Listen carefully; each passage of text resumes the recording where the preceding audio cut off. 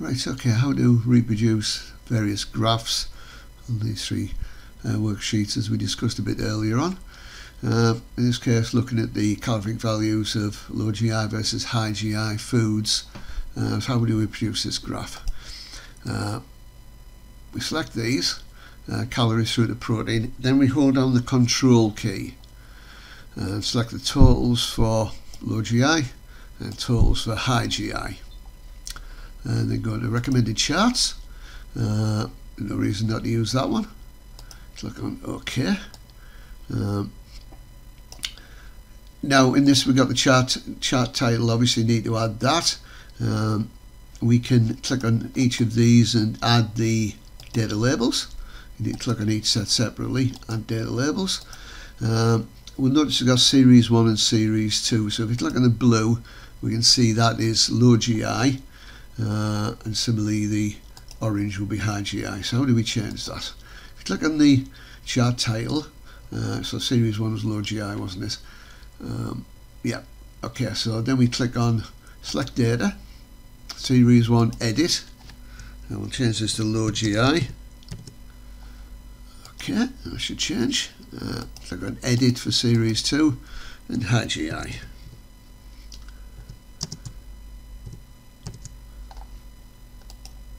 Okay, click on OK to get rid of it. Right, the obvious other thing we got missing from here is the y-axis.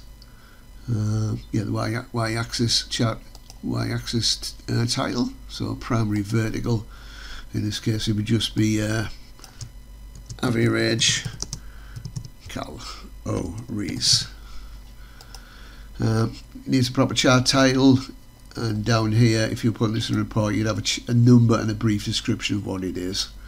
Okay, so that was fairly straightforward, hopefully.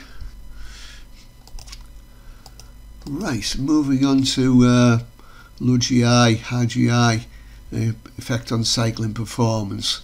This is the sort of data you'll get, and you usually calculate the average using the normal function. There are ways in which we could just select all this and put it into a table, but I honestly think it's better just to produce a new table. Low GI pre and low GI post. Obviously, you've got more indicators of time for the cycling tests.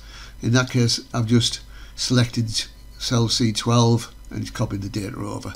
And then it's just a question of doing a simple bar chart again. So insert, recommended charts. You can have it the horizontal one or a vertical one. I think vertical one looks a bit better. Now again, differences between the two graphs we've got here. Going to need to add the y-axis title. You're going to need to add the title. These are probably okay. One thing we might want to do is differentiate the colours, which as I've done here. If you look at all of them, you don't want to change the colours of all of them. You want to change the colours of one at a time, unfortunately. Click on fill, and select an orange. We'll call it orange. And similarly for this one, again, low GI. The two low GI ones are going to come out as orange. Fill. There we go. Right. The other thing you might want to do is add the error bars. So again, we just click on here. We go to add chart element. We go to error bars, and we'll just click on standard deviation, and it puts the error bars in quite nicely. We notice a pretty good results. The error bars are quite small. The thing we of course we can do is add the data labels. Now, data labels are a bit obscured in some cases by the error bars, but if we pick them up, we can drag them away to make it look a little bit nicer. I don't need to do it for the 0.981. Obviously, I've done this on RER. You could have also done it on HR, RPE, blood glucose, whatever it is you feel is appropriate. But again, remember titles. Remember to give everything a number and a brief description as well in your report. Right, okay, the final one of these is moving to looking at the sprints. Two ways we can do this. We can just do some basic bar charts, look at the effects without caffeine or with caffeine. But then if we want to do a direct comparison, we can use a line graph to do this. So we'll just have a look at this one. I'm just going to delete that. Yeah, okay, I'll delete that. in both cases, what you would do is select participant through to sprint 4, including all 5 participants, and then just go to recommended charts. And again, clustered column is probably the best one. It's broken it down to sprints as we want, and participants. We need to add the usual things such as the y-axis, title, and also the title for the graph. Right, okay. Right, okay, this graph, which is actually probably more useful. So we select sprint 1 through to sprint 4, then we hold down the control key and select the averages. Still holding down the control key, we select the average for the other data set. Let go of the control key, go to recommended charts, and we want the line because it's a continuous process here. So again, we can add the usual things we want to add. We can add the data labels, and then we can drag them away from the line so it makes them a bit easier to see. Similarly for this one, the data labels, make them easier to see. That one didn't want to drag. There we go.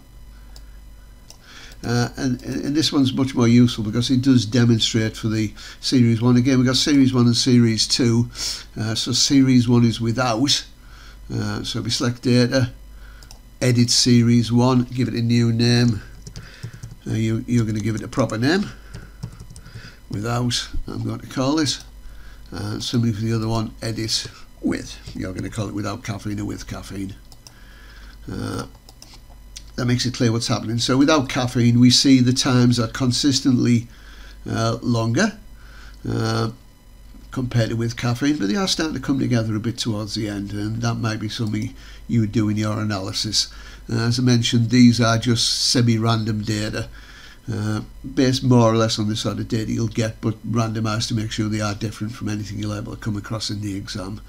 Right, okay, hope that was useful.